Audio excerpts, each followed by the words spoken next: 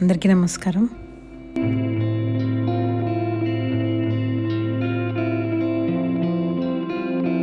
మే మొదలైన దగ్గర నుంచి వస్తున్నా అండి. రేల పువ్వులు ఎప్పుడు వస్తాయని చూస్తున్నాను. పోయిన వారం వెళ్ళినప్పుడే కొంచెంగా వచ్చినాయి. ఈ వారం వెళ్ళేసరికి దారంతా భలేగా ఇలా వచ్చి చాలా బాగున్నాయండి. మన తోటలో కూడా నేను 2 మొక్కలు తీసుకొచ్చి పెట్టాను. వాటికి ఇంకా పూలు రాలేదు.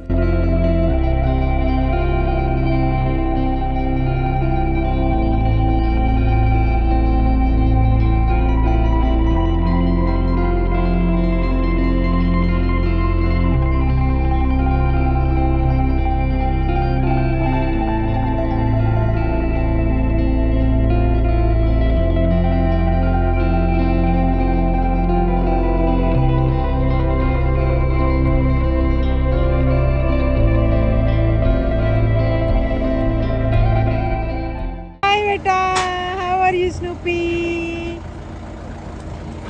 Hi, Nana. Velam da. Da Snoopy.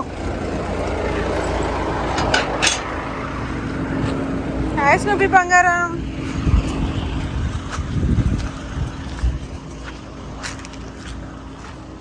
బురద రాసుకుని వచ్చావు ఎక్కడ రా బురద.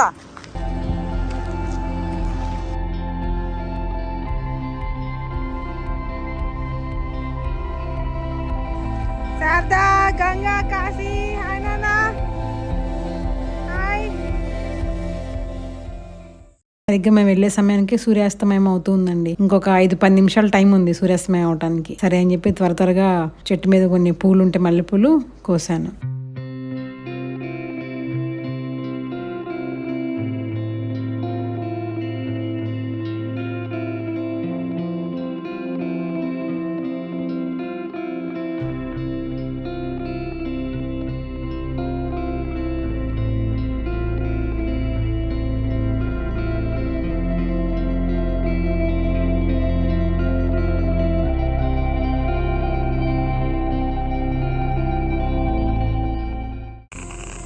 మీరింతవరకు లంహే ప్రాయోజిత కార్యక్రమం విన్నారు. ప్రపంచంలో ఎక్కడున్నా వివిధ్ భారతి ప్రోగ్రామ్స్ వినాలనుకుంటున్నారా?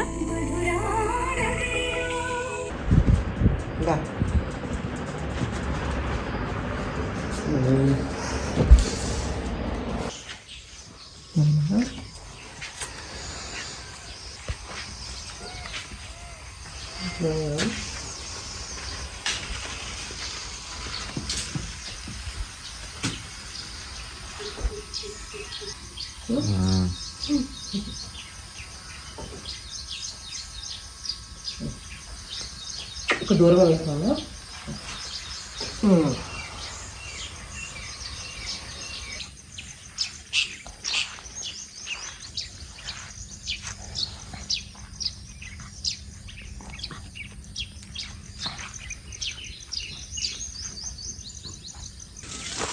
బాగున్నావేమమ్మా?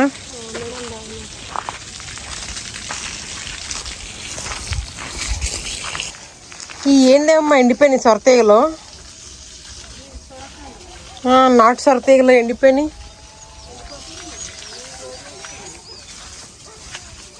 ఎందుకు ఎండకంటావా? ఇట్లా ఎండిపోయినాయి ఏంటి అసలు? ఇవి నాటు సొరతీగలండి. అసలు ఎంత ఆశతో పెట్టానంటే విత్తనాలు అవి మొలకెత్తే వరకు మొలకెత్తాలి అనుకుంటూ కోరుకున్నాను. మంచిగా వచ్చినాయి. తీగలు కూడా బాగా పాకినాయి కదా. మీకు చూపించాను కూడా అండి 2-3 వీడియోస్ లో. ఎంత బాగా వచ్చినాయి ఆకులు. అవి హెల్దీగా ఉన్నాయి. లాస్ట్ వీక్ వచ్చినప్పుడు కూడా హెల్దీగా ఉంది. ఈసారి వెళ్ళేసరికి అలా మొత్తం తీగలన్నీ ఎండిపోయినట్టు అయిపోయినాయండి.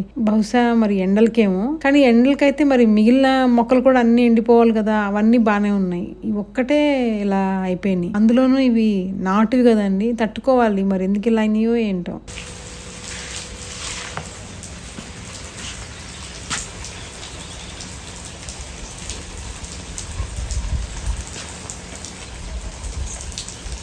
తీసుకో.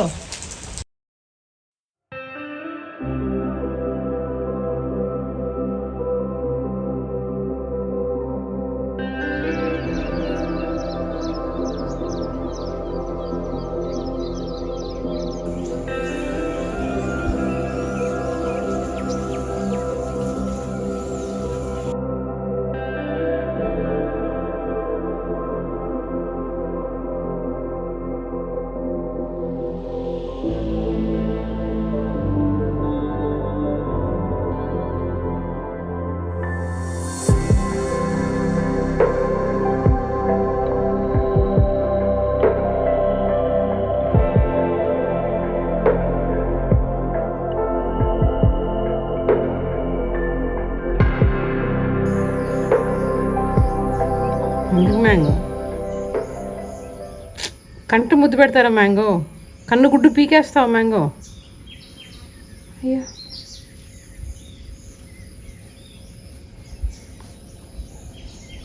అసలు ఇందాక నుంచి ఒక 100 ముద్దులు పెట్టింది, అవసరమా? ఎందుకు?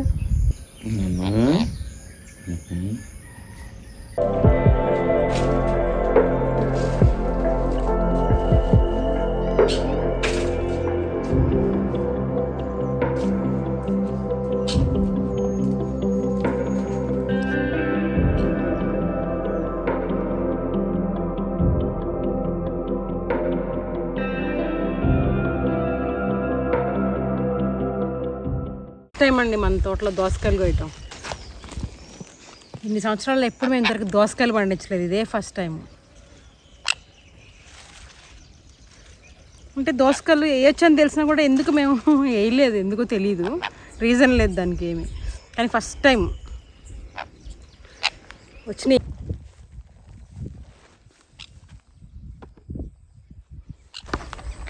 దోసకాయలు బీరకాయలు కొయ్యాలి. సాయంత్రం టైం సరిపోదని చెప్పేసి ఇప్పుడే హార్వెస్ట్ చేస్తాను.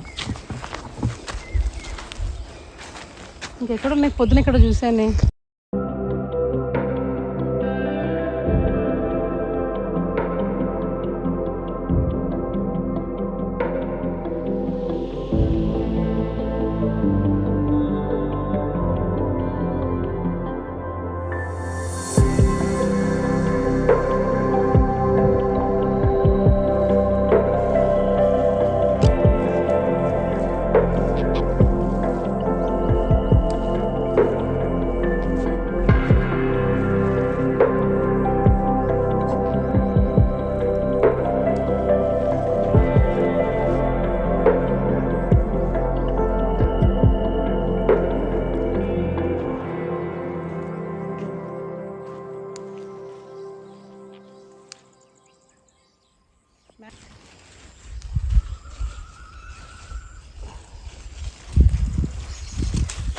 ఈ బుడం దోసకాయ వెరైటీ కూడా ఉంది, చిన్న దోసకాయ.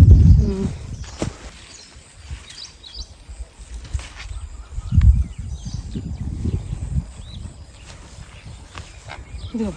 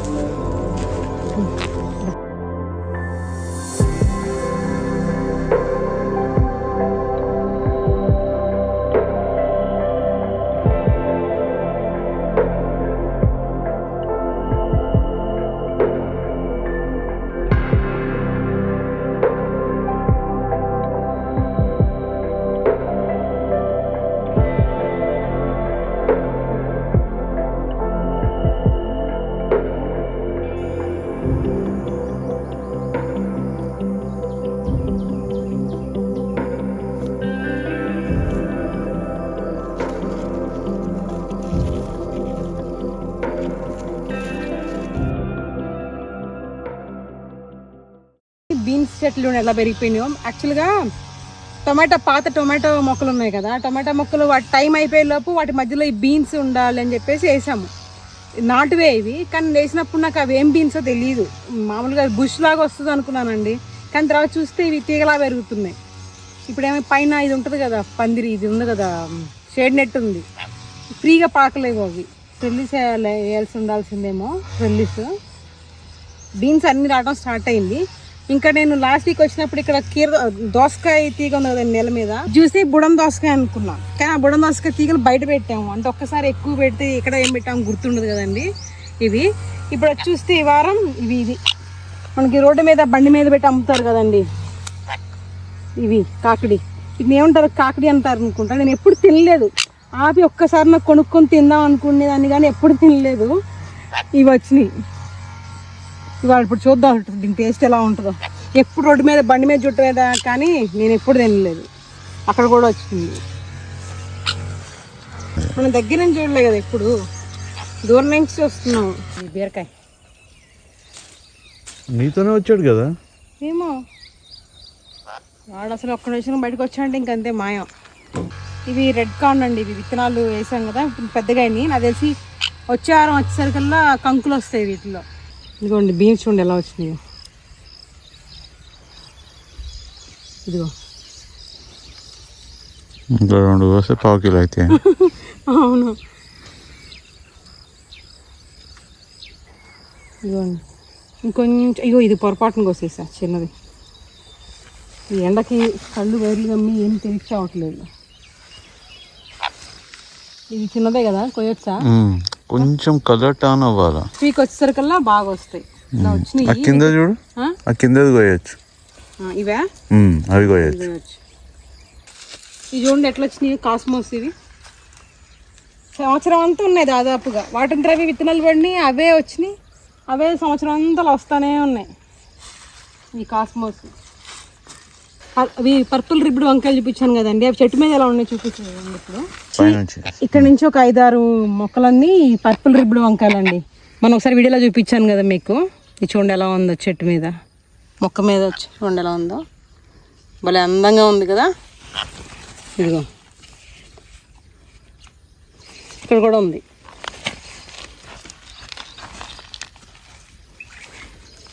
ఇంకొకటి ఉందండి వంకాయ. అది ఏంటో దానికి ఏమొస్తుందో చూద్దామంటే ఇంతవరకు రాలేదు దీనికి. ఇవ్వండి ఇవన్నీ ఉన్నాయి పర్పుల్ రిబ్బన్ వంకాయ. ఇవన్నీ బాగానే వచ్చినాయి. ఇక్కడ ఈ చెట్లన్నిటికీ ఉన్నాయి. ఇంకా ఇంకో ఇవన్నీ వచ్చినాయి. కోసేయచ్చు ఇప్పుడు. ఇగో ఈ మొక్క ఉంది కదా, వీటికి ఎలాంటి ఒకటి వచ్చింది చూద్దాం. ఇది చూడు, ఇదిగోండి ఇది ఒక వంకాయ. అంటే వంకాయకి వచ్చే పూత ఇలా ఉండదు కదా, తెల్లగా ఒకలా ఇలా ఉండదు కదా, వింతగా ఉంది. ఏమొస్తాయా అనుకున్నా. అడవి వంకాయ. అడవి వంకాయ వచ్చే ఉంటారు మనకి కనిపిస్తుంది. ఇప్పుడు వంకాయలు కోసేనా మరి? సాయంత్రం పోద్దాం. సరే సరే సాయంత్రం పోద్దాం. ఇప్పటికి అయిపోయింది. వెళ్దాం పద, వెళ్దామా? సరే. బీరకాయ ఉంది అక్కడ, తీసుకోవాలి.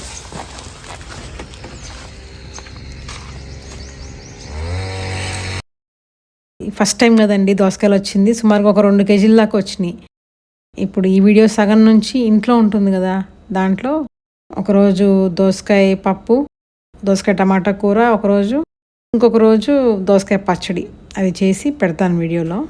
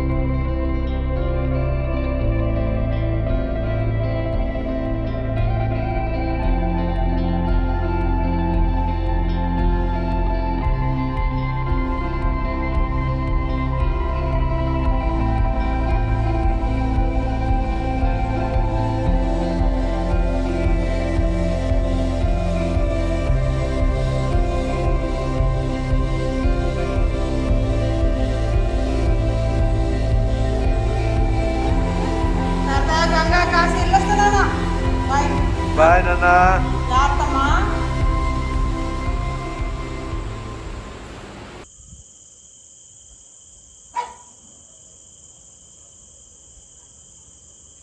తోటలో మొన్న వారం ఇలా గడిచిపోయిందండి. ఒక్కరోజు కొంచెం త్వరగానే బయలుదేరామండి ఆ రోజు. మొన్న వెళ్ళేసరికి నాకు ఎంతో ఇష్టమైన క్రేప్ మటీరియల్స్ వచ్చినాయండి. చూడండి ఎంత బాగున్నాయో. పగలెట్టు బాగుంటాయి, రాత్రి కూడా చూడండి ఎంత అందంగా ఉన్నాయో.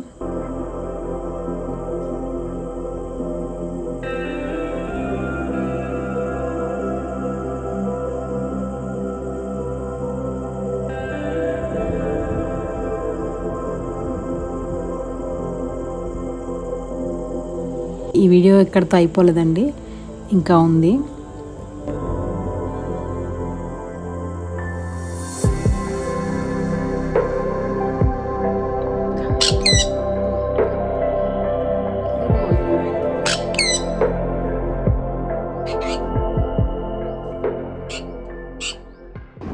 Good morning lucky. పుట్టినరోజు శుభాకాంక్షలు బుజ్జి లక్కీలు. ఓకేనా?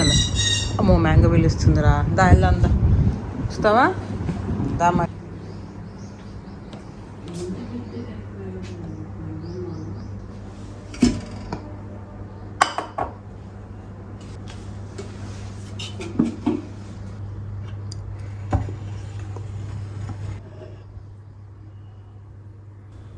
పాలని 2 భాగాలుగా చేసి ఒక దాంట్లోనేమో మనం మామూలుగా రోజువారీ వాడే పెరుగులాగా తోడుపెట్టాను. ఇంకొంచెంలోనేమో బయట గ్రీక్ యోగర్ట్ దొరుకుతుంది కదండి, అది తీసుకొచ్చి తోడేశాను. ఇది అసలు ఎలా వస్తుందో చూద్దాము అని. సాలడ్ డ్రెస్సింగ్స్కి, డిప్స్కి గ్రీక్ యోగర్ట్తో చేసింది అయితే బాగుంటుందండి. అందుకని చూద్దాం అసలు ఎలా వస్తుందో అని తోడుపెట్టాను.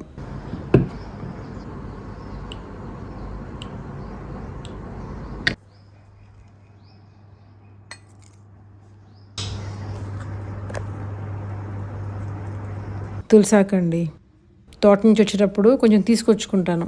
ఇంతకుముందు నేరుగా ఆకులు కోసుకొచ్చి ఫ్రిడ్జ్లో పెట్టుకునేదాన్ని.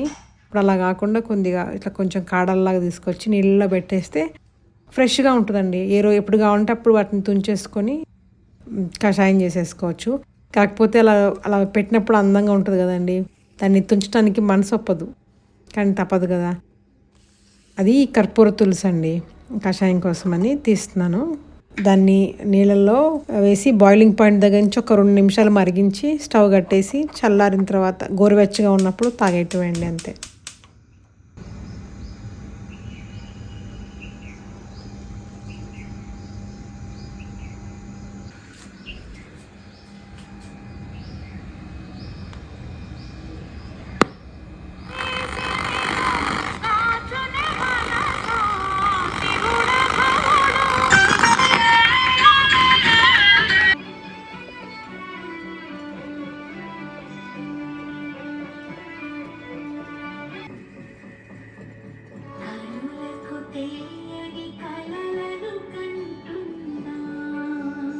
ఇవి పునాస మామిడికాయలండి, మన తోటలోవే. పచ్చడి చేయడానికి అని తీసుకొచ్చాను, కానీ అవి ఈలోపే పండిపోయినాయి. పచ్చిగా ఉన్నప్పుడు ఎంత పుల్లగా ఉంటాయో, పండిపోయాక అంతకన్నా ఎక్కువ తీయగా ఉంటాయండి. టేస్ట్ కూడా చాలా బాగుంటుంది. ఆకాశవాణి వార్తలు చదువుతోంది ఎండ్రపాటి మాధవీలత. ప్రధానమంత్రి నరేంద్ర మోదీ 5 దేశాల పర్యటనలో భాగంగా చివరిగా ఇటలీ పర్యటన ముగించుకుని న్యూఢిల్లీ చేరుకున్నారు. अत्यंत विनम्रता के साथ स्वीकार करते हुए भारत के अन्नदाताओं को यह मेडल समर्पित करता हूं. ఆహార వ్యవసాయ రంగానికి చెందిన ప్రతిష్టాత్మక అగ్రికోలా మెడల్ అందుకున్నందుకు గాను ప్రధానమంత్రి నరేంద్ర మోదీకి కేంద్ర హోంమంత్రి అమిత్ షా అభినందనలు తెలిపారు. ఈ గౌరవం కోట్లాది మంది భారతీయ రైతులకు, వ్యవసాయ రంగానికి చెందిన వారందరికీ దక్కిన గౌరవం అని, ఆసక్తి ఉన్న వివిధ రంగాల్లో ద్వైపాక్షిక సహకారాన్ని మరింత బలోపేతం చేయడంపై వారు చర్చలు జరుపుతారు.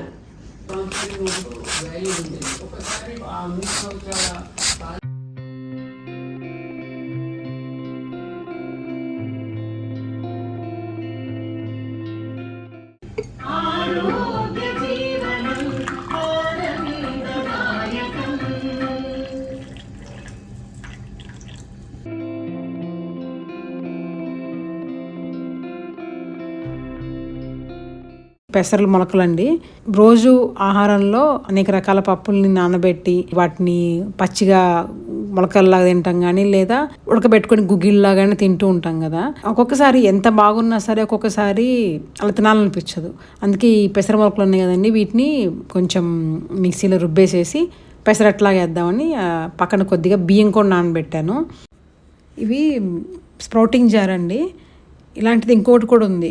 ఇవి నేను ఒక 4 ఏళ్ల క్రితం నుంచి వాడటం స్టార్ట్ చేశాను. తరచుగా చేస్తూ ఉంటాను, కాకపోతే వేసవికాలంలో అసలు చేయనండి, ఆల్మోస్ట్ చేయను. ఇప్పుడు కూడా మ్యాంగో కోసం నానబెట్టి కొంచెం ఎక్కువ నానబెట్టాను అంతే, అంటే మొలకల్లాగా. ఎందుకంటే వేసవికాలంలో ఈ ఉన్న వేడికి తొందరగా బ్యాక్టీరియా డెవలప్ అవుతుంది. చాలా జాగ్రత్తగా చేసుకుంటాం అనుకుంటేనే చేయాలి. ప్రతి 3 గంటలకు ఒకసారి శుభ్రంగా కడగాలి మంచినీళ్ళతో. లేకపోతే మనకి కొద్దిగా వాసన తేడా వచ్చినా లేకపోతే జిగురులాగా ఏదైనా వచ్చినా అది ఇంక దాంట్లో బ్యాక్టీరియా ఉన్నట్టే. అందుకే ఎప్పటికప్పుడు శుభ్రంగా కడిగి ఉంచాలి. అసలు మొలక రావటం స్టార్ట్ అవ్వగానే ఫ్రిడ్జ్లో పెట్టేసుకున్నాం అనుకోండి, ఆ బ్యాక్టీరియా యాక్టివిటీ అనేది స్లో అవుతుంది, అంత ఎక్కువ తొందరగా పెరగదు ఆ టెంపరేచర్లో. ఫ్రిడ్జ్లో కానీ మొగలక మాత్రం పెరుగుతుంది. అలా చేసుకుంటే మంచిది.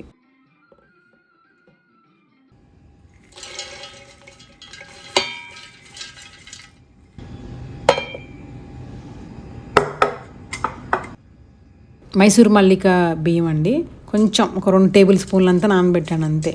ఎందుకంటే అచ్చంగా పెసర మొలకలతో అట్లా వేస్తే అది రాదు, అందుకని కొద్దిగా బియ్యం వేసాను అంతే.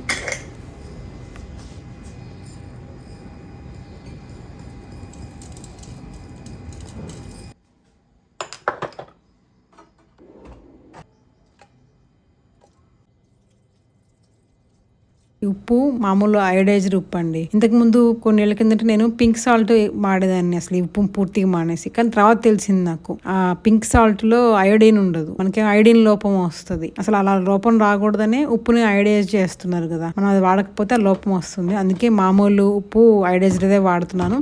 అలానే పింక్ సాల్ట్ కూడా వాడతానండి, కాకపోతే కూరలో రెగ్యులర్గా అయితే ఇదే వాడుతున్నాను.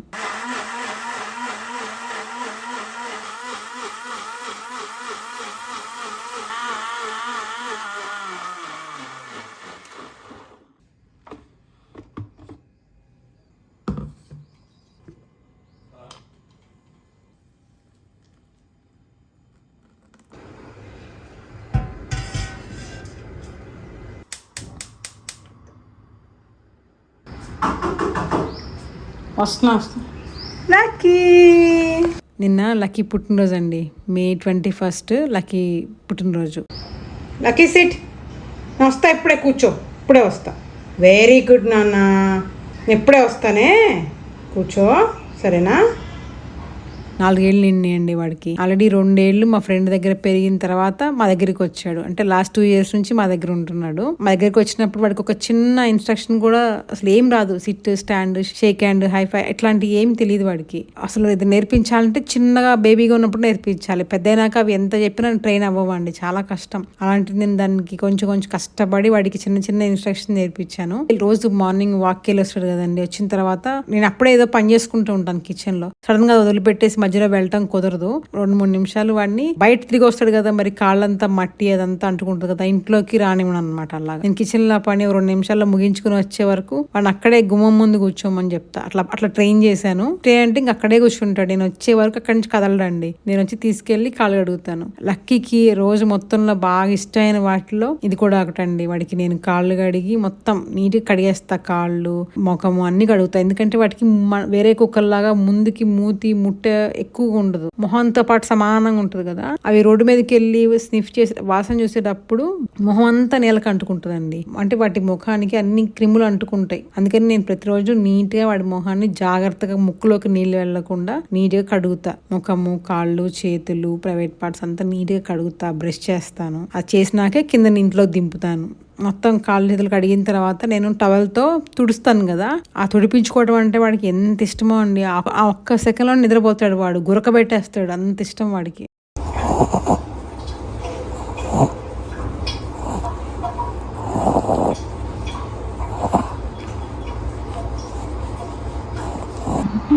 హ్యాపీ బర్త్డే లక్కీ నాన్న, బుజ్జి లక్కీలు, హ్యాపీ బర్త్డే బంగారం. పద పద, ఏం చేయాలి, దిగు, ఇంకా చాలు.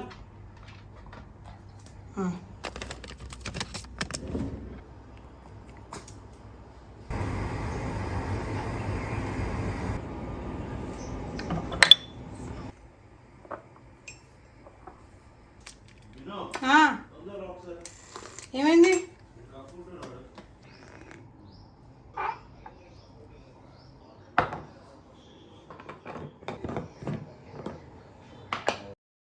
ఇది ఇంద్రాయణి రైస్ అండి. ఇది మహారాష్ట్ర స్థానిక వరి రకం అనమాట. మనం అన్నం వండితే కొద్దిగా లైట్గా స్టిక్కీగా జిగురుగా ఉంటుంది, అన్నం మెత్తగా అవుతుంది, కానీ టేస్ట్ చాలా బాగుంటుందండి. ఉడికేటప్పుడు కూడా ఒక మంచి సువాసన వస్తుంది. మరి బాస్మతి అంత కాదు కానీ ఒకలాంటి మంచి వాసన వస్తుంది. 3 కప్పులు తీసుకున్నా అండి.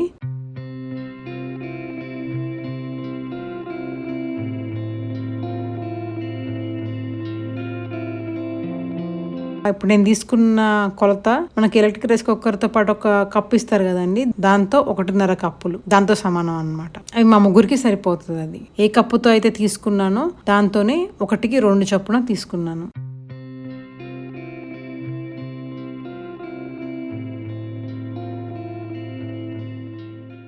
మొన్న నేను పెట్టా కదండి వీడియో ఇంట్లోది. ఆ వీడియో కామెంట్స్లో ఒక 2-3 వీడియో చాలా బాగుంది, హెల్దీ ఫుడ్ హ్యాబిట్స్ అంతా బాగానే ఉంది, కానీ ఎలక్ట్రిక్ రైస్ కుక్కర్ ఎందుకు వాడుతున్నావు అని ఒకరు రాశారు, ఇంకొకళ్ళేమో అసలు వాడొద్దు అని చెప్పారు. ఆ వాడొద్దు అని చెప్పిన వారికి ఇది అపోహ మాత్రమే అండి అని నేను రిప్లై రాశాను. అలాగే ఎందుకు వాడుతున్నావు అని రాసిన వాళ్ళకేమో అసలు వారు ఎందుకు చెడుగా అనుకుంటున్నారో తెలుసుకుందామని, ఎందుకు అలా అనుకుంటున్నారండి, ఎలక్ట్రిక్ రైస్ కుక్కర్తో వచ్చిన ప్రాబ్లం ఏంటి అని అడిగాను అనమాట. ఎందుకంటే ఇప్పుడే కాదండి, నేను ఒక 2 ఏళ్ల క్రితము ఆరోగ్యకరమైన ఆహారపు అలవాట్లను వీడియో పెట్టినప్పుడు కూడా ఆ సిరీస్ లో కూడా చాలా సార్లు కొంతమంది ఎలక్ట్రిక్ రైస్ కుక్కర్ ఎందుకు వాడుతున్నావు అని అడిగేవాళ్ళు. నేను అసలు మామూలుగా విడిగా కూడా వండుతానండి, సమయం లేనప్పుడు ఎలక్ట్రిక్ రైస్ కుక్కర్ వండుతాను. అయితే అలా పెడుతుండేవాళ్ళు. అప్పుడు కూడా నేను వాళ్ళకి చెప్తూ వచ్చాను అది అపోహ అండి, అలా ఏం ప్రాబ్లం కాదు అని. కానీ ఏమో నాకు తెలియని ఇంకొక వర్షన్ ఏమైనా ఉందేమో, చెప్తారేమో చూద్దాము, తెలుసుకోవాలి కదా అని చెప్పి అడిగాను నేను. అయితే వారు ఏం చెప్పారంటే అది వాడితే మోకాళ్ళ నొప్పులు వస్తాయని చెప్పారు. అంటే నేను వాళ్ళు తెలుసుకుందామని అడిగాను.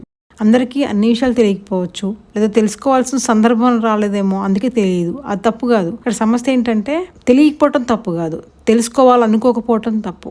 ఏదైనా ఒక విషయం మీద మనకి సమగ్రమైన నాలెడ్జ్ అనేది మనము సొంతగా పరిశోధన చేసి తెలుసుకోవాలి. అంటే ఇప్పుడు సామాజిక మాధ్యమాల్లో విస్తృతంగా ఒక విషయం పైన 100 రకాల వీడియోస్ ఉంటాయి. ఎక్కువ మంది దేన్నైతే మనకు చెప్తారో దాన్ని మనం వాస్తవాన్ని నమ్ముతాము. అంటే ఎక్కువ మంది దేన్నైతే మనకి చెప్తారో అదే వాస్తవంగా మారిపోతుంది. కానీ నిజమైన వాస్తవంతో ఎవరికి సంబంధం లేదు. ఎక్కువ మంది ఏది చెప్తే అదే వాస్తవం. కానీ అలా కాదు కదండి. మనకంటూ ఎవరేం చెప్పినా సరే మనకంటూ ఒక సొంత తర్కము, ఒక లాజిక్ ఉండాలి. సొంత పరిశోధన అనేది చాలా ఇంపార్టెంట్. సరే, మరి మనం పరిశోధన చేయాలంటే దేని ప్రామాణికంగా తీసుకోవాలి అంటే, అనేక మంది చదువుకున్న వాళ్ళు, శాస్త్రవేత్తలు రకరకాల ప్రయోగాలు చేసి దాని తాలూకు రిపోర్ట్స్ ప్రభుత్వానికి సమర్పించినప్పుడు ప్రభుత్వం దాన్ని అప్రూవ్ చేస్తుంది చూసారా, దాన్ని మనము ప్రామాణికంగా తీసుకోవాలి. అంటే సైన్స్ ని ప్రామాణికంగా తీసుకోవాలి, నమ్మకాలని ప్రామాణికంగా తీసుకోకూడదండి. అది చెప్పాలనుకున్నాను.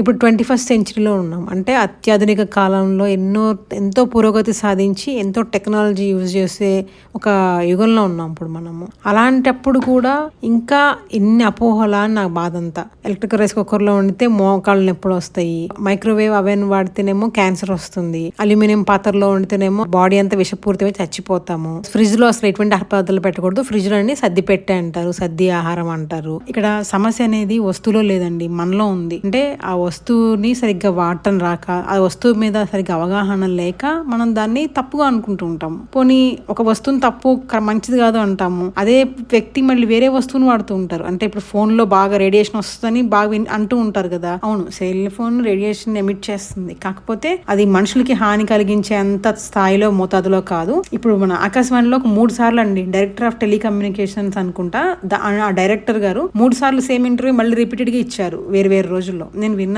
దాంట్లో ఆయన అసలు ఇవి ఎలా పనిచేస్తాయి, సెల్ టవర్స్, సెల్ నెట్వర్క్ ఎలా పనిచేస్తుంది, వాళ్ళు వాటిని ఎలా రెగ్యులేట్ చేస్తారు, దాని మీద జనాల్లో ఉన్న అపోహలు ఏంటి, అవన్నీ ఎంత మంచిగా క్లియర్ గా చెప్పారండి. ఇప్పుడు ఆయన చెప్పిన ఇంటర్వ్యూ అందరూ వినకపోయి ఉండొచ్చు, అసలు దీని మీద అవగాహన లేకపోయినా అందరికి ఏమనుకుంటారు, టవర్స్ నుంచి సెల్ ఫోన్ నుంచి హానికరమైన రేడియేషన్ వస్తుంది అని తెలిసినా కూడా మరి సెల్ ఫోన్ వాడతాం కదా. మన ఎక్కువ మంది నమ్మేది మాత్రం అది హానికరం అనే కదా. మరి అది హానికరం అని తెలిసినా దాన్ని మాత్రం వాడతాం, అది అన్నా సరే మళ్ళీ దాన్ని వాడతాం, ఎందుకంటే అది మనకు అవసరం కాబట్టి. మనం చూసి చూస్ చేసుకోవచ్చు అనమాట.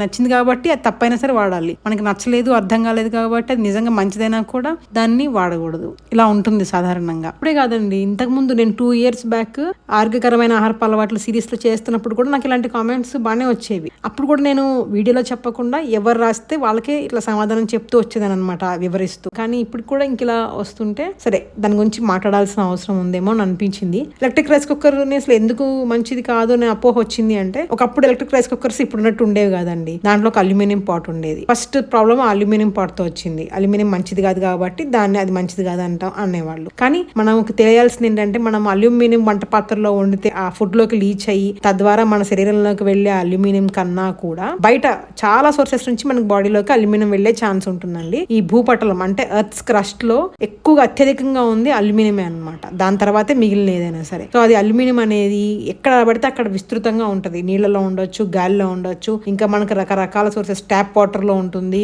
అలాగే రకరకాల క్యాండ్ ఫుడ్స్ లో ఉంటుంది, టూత్ పేస్ట్, అలాగే మనం వాడే రకరకాల కాస్మెటిక్స్ లో ఉంటుంది, ఇంకా కొన్ని రకాల మెడిసిన్స్, మందుల్లో, అలాంటి వాటిల్లో అల్యూమినియం కొంచెం వాడతారు కూడా అన్నమాట. నిజంగా అల్యూమినియం ని వాడకుండా ఉంటే మన ముఖ్య ఉద్దేశం అయితే వంట పాత్రలను తీసి పడేయటం కాదండి.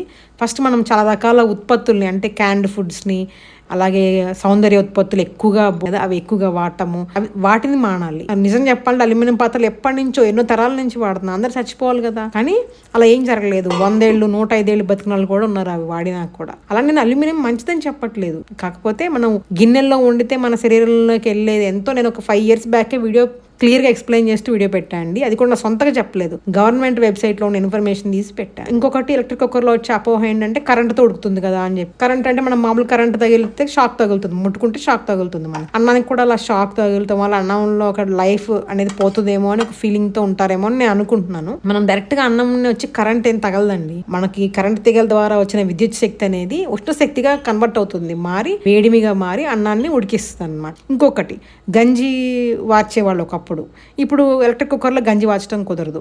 దానివల్ల కూడా ప్రాబ్లం వస్తుంది అనుకుంటారు.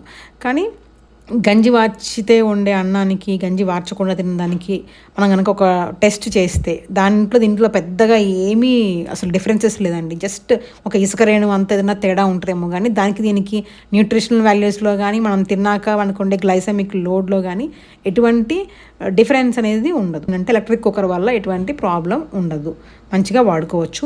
మన వంట చేసే సమయాన్ని తగ్గిస్తుంది, మనం టైంని, మన విలువైన సమయాన్ని మనం సేవ్ చేసుకొని దాన్ని ఇంకొక ఉపయోగకరమైన దానికి వాడుకోవచ్చు. ఉండదు, అదొక అపోహ. ఇలాంటివి చాలా ఉన్నాయండి. చెప్పాలంటే పెద్ద వీడియో అవుతుంది, దీంట్లో నిడివి సరిపోదు కాబట్టి సంక్షిప్తంగా చెప్పాను. ఇప్పుడు నేను చెప్పింది నా అవసరం కోసం నేను తెలుసుకుంది అండి. ఇప్పుడు నేను చెప్పింది వినమని నేను చెప్పట్లేదు, మీ సొంత రీసెర్చ్ మీరు చేసుకొని దాని మీద అవగాహన కల్పించుకొని ఆ వస్తువుల్ని ప్రాపర్గా యూటిలైజ్ చేస్తూ మీ సమయాన్ని, మీ వాల్యుబుల్ టైంని సేవ్ చేసుకొని దాన్ని ఒక మంచి విషయం కోసం ఉపయోగించాలనే ఒక ఉద్దేశంతో చెప్పానండి. మీరు ఇప్పుడు నేను చెప్పేది వింటూ వీడియో కూడా చూసారు కదండి. గమనించి ఉంటే నేను అన్నం ఎంత తక్కువ తీసుకుని ఉన్నాను చూసి ఉంటారు. చేత్తో పిడికి నిండా తీసుకుంటే 2-3 ముద్దలు అయ్యేంత మాత్రమే తీసుకున్నాను. అన్నం తక్కువ తీసుకొని దానికి 2 3 కూర అలా తీసుకున్నాను. అసలు తిన్నాక ఆకలి అనేది అవ్వదండి. ఫస్ట్ ఆ కూరగాయలు తింటామా, తర్వాత ఆ పెసరట్టు తిన్నాం అనుకోండి, అది హెవీగా అనిపిస్తుంది. అప్పటికే వామాకు పచ్చడి, ఆవిరి మీద ఉడికించిన కూరగాయలు, మొలకలతో చేసిన పెసరట్టు, కొద్దిగా అల్లం పచ్చడి, ఇది వంకాయ టమాటో కూర, మల్టీవిటమిన్ టాబ్లెట్స్, ఇదేమో పెరుగు. ఇంకా పెరుగులోకి అన్నం పెట్టలేదు ఎందుకంటే వీటితోనే బాగా కడుపు నిండిపోతుంది. ఇదేమో మునగా ఉసిరికాయ షాపు, టాబ్లెట్స్ వేసుకోవటానికి మంచినీళ్ళు. అంత హెవీగా మనకి కడుపు అంతా ఫుల్ అయినట్టు అనిపించి చాలాసేపు వరకు ఆకలి అవ్వకుండా ఉంటుంది. అలాగే మనకు ఒక పూటకు కావాల్సిన చాలా మటుకు పోషకాలు దీంట్లో ఉంటాయి. ఇది వెజ్ స్పైరలైజర్ అండి. నేను ఎన్ని రోజులు వెతికానంటే మన దేశంలో ఎక్కడైనా దొరుకుతుందేమో అని చెప్పి చాలా వెతికాను. ఎక్కువగా కూరగాయలు, పచ్చి కూరగాయలు, సలాడ్స్లో తినే వాళ్ళకి ఇలాంటిది అవసరం. ఎందుకంటే కూరగాయని కట్ చేసిన విధానం వల్ల కూడా దాని రుచి అనేది ఉంటుంది. ఒక్కొక్క కూరగాయ ఒకలా కట్ చేస్తే దాని రుచి ఉంటుందన్నమాట. మనము ఈ సలాడ్స్ లాగా తినాలనుకున్నప్పుడే మందంగా లావుగా ఉంటే తినలేము, మరీ క్రంచీగా అనిపిస్తుంది. దాని కట్ వల్ల మనకి దాని టేస్ట్ వస్తుంది అనమాట, సన్నగా కట్ చేసుకుంటే. క్యారెట్, కీరదోసకాయ, బీట్రూట్, ఇలా క్యాబేజీ ఇలాంటివి ఏదైనా మంచిగా సన్నగా చేసేది ఏదైనా ఉందేమో అని వెతికినప్పుడు దొరకలేదు. 4 years బ్యాక్ మాకు తెలిసిన వాళ్ళు వేరే దేశం నుంచి వస్తుంటే అప్పుడు వాళ్ళకి తెప్పించుకున్నాను అండి. ఇప్పటికి కూడా ఇంక ఇక్కడ మన వెబ్సైట్లో ఎక్కడ దొరకట్లే ఆన్లైన్లో. ఇలాంటి చిన్న వస్తువే కదండి, అసలు దీంట్లో ఏమన్నా ఉందా? ఇది మన దేశం వాళ్ళు దీనికన్నా ఇంకా అద్భుతమైనది తయారు చేయగలుగుతారు. కాకపోతే ఎక్కువ మందికి అవసరం పడకు మనం అవసరం పడక అది తయారు చేయలేదేమో, కానీ నిజంగా అండి చాలా ఉపయోగపడుతుంది ఇది. సరే, ఇప్పుడైతే ఇది నేను ఈ క్యాబేజ్తో పికిల్ చేయడం కోసం అని చెప్పి దీన్ని స్పైరలైజ్ చేస్తున్నాను. కష్టంగా ఉంటుంది. ఈ సక్షన్ కప్పు పోయిందండి, కదలకుండా ఉంటుంది సక్షన్ ఉంటే.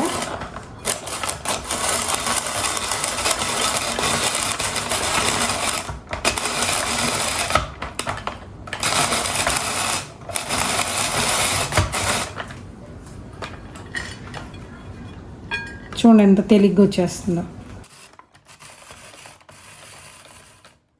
ఇప్పుడు నేను ఈ క్యాబేజ్ ఎందుకు తరుగుతున్నాను అంటే సవర్ క్రాట్ తయారు చేస్తున్నానండి. అన్ని పికిల్స్ లాగా చేస్తున్నాను. అంటే ఇవి మామూలు మన పిక్లింగ్ కాదు, జస్ట్ ఉప్పు నీళ్ళలో నానబెట్టం అంతే. ఇవి చాలా మంచిదండి, వీటిలో మంచి ప్రొబయోటిక్స్ ఉంటాయి, మన గట్ హెల్త్కి బాగా ఉపయోగపడతాయి. ఇంతకుముందు మేము వీటిని కొనుక్కునే వాళ్ళము, ఈ మధ్య నేను తయారు చేసుకుంటాను. ఎంత సింపుల్ అండి, చాలా సింపుల్, ఈజీగా తయారు చేసుకోవచ్చు. సరే, వీటి గురించి మళ్ళీ వేరే వీడియోలో విడిగా మాట్లాడుకుందాం అండి. ఇప్పటికే వీడియో పెద్దగా అయిపోయింది కదా. సరే, నేను ఇవాళ తోటలోకి వస్తున్న దోసకాయలతో కూర చేస్తా అని చెప్పాను కదండి. వచ్చాక పప్పు చేస్తాను, పచ్చడి అన్నాను, కూర అన్నాను, మరి చేయలేదేంటి అంటే ఎందుకంటే నేను దోసకాయలు అలా కోసి ఇంట్లో మంచం కింద పెట్టి, వేడికి పాడైపోతాయని మంచం కింద పెట్టి, ఆ గిన్నెలు దోముతూ ఒకసారి చెప్పాను బండిలో పెట్టమని, లక్కీకి స్నానం చేస్తూ ఒకసారి చెప్పాను బండిలో పెట్టు అని, మళ్ళీ సరదాగా వాళ్ళ షెడ్లోకి వెళ్తూ టైం అయిపోతుంది తొందరగా బయలుదేరుతున్నాం కదా, ఆ కూరగాయలు మంచం కింద ఉన్నాయి బండిలో పెట్టు అని చెప్పాను సచిన్కి. 3 సార్లు సరే అని చెప్పి వేరే కూరగాయలన్నీ పెట్టారు, కానీ అవి మాత్రం పెట్టలేదు. ఇంటికి వచ్చాక రాగానే సర్దుకుంటా అంటే నేను కూరగాయలన్నింటినీ చూస్తే అవి కనిపించలేదు. ఆ తర్వాత ఏమై ఉంటుంది, గొడవ అయింది. ఎంత బాధ అనిపించిందో అండి. అసలు ఫస్ట్ టైం వచ్చిన కూరగాయలని వాడుకోకుండా ఇప్పుడు నేను వెళ్ళేసరికి అవి ఖచ్చితంగా పండిపోయి కుళ్ళిపోయి ఉంటాయండి, వేస్ట్ అయిపోయినాయి అనమాట అన్నీ. చూడలేదు సరే వెళ్ళగానే అవి ఎలా ఉన్నాయో ఏంటో. మామూలుగా రోజు ఇక్కడ వీక్ డేస్లో ఇక్కడ ఉన్నప్పుడు 6 గంటలకల్లా తినేస్తా అండి. కాకపోతే ఆ రోజు కొంచెం లేట్ అయింది, 7:30 అలా అయిపోయింది. పొద్దున తయారు చేసిన పెసరట్టు పిండి ఉంది కదా, దాంతో 2 పెసరట్లు వేసుకొని, తర్వాత ఒక 2 టేబుల్ స్పూన్ల పెరుగులో కొంచెం నీళ్లు కలిపి అంటే మజ్జిగలా చేసుకొని దాంట్లో శతావరి పౌడర్ వేసుకొని తాగాను. ఇంకా అప్పటితో ఆ రోజు ఆహారం తినటం అనేది అయిపోయింది. సరే అండి, నా తర్వాత వీడియోలో మళ్ళీ కలుద్దాము. ఉంటాను, బాయ్.